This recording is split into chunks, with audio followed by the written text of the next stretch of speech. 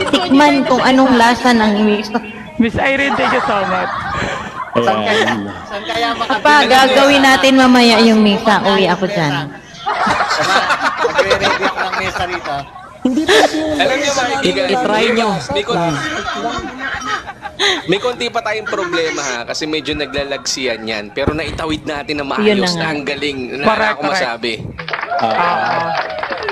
Alam niyo, Galing, paborito ko galing. rin yung lamesa na yan eh. Kaya lang ang lamesa namin ngayon plastic. 5 taon na yung huli kong kumakas. Ako wala akong alam sa lamisa niyan.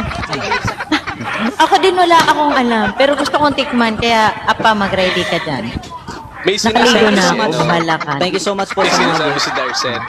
Sabi ni Darcet, parang ako nakikinig ng parang gay love story kay Papa Dudut. Daddy ko, This is a compliment kasi... kasi Pwede mo yung mesa na yan? kasi ang parang gay love story. Dali mo, ma, para masubukan yung robust dito. Patay tayo dyan.